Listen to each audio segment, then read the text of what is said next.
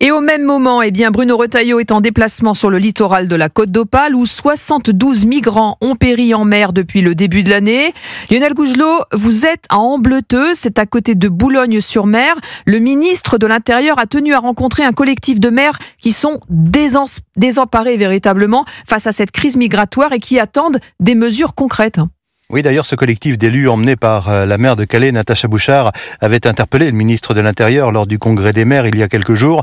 Des élus qui réclament, par exemple, des mesures comme la création d'un préfet dédié au littoral pour coordonner les actions migratoires, des procédures d'éloignement des clandestins ou encore la renégociation des accords du Touquet qui oblige, vous le savez, la France à gérer la frontière vers la Grande-Bretagne. D'ailleurs, ces élus attendent de Bruno Retailleau qu'il se montre plus ferme vis-à-vis du Royaume-Uni. C'est justement ce à quoi le ministre s'engage aujourd'hui dans un entretien à la Voix du Nord pour que la Grande-Bretagne accepte un accord global sur les questions migratoires avec l'Union européenne.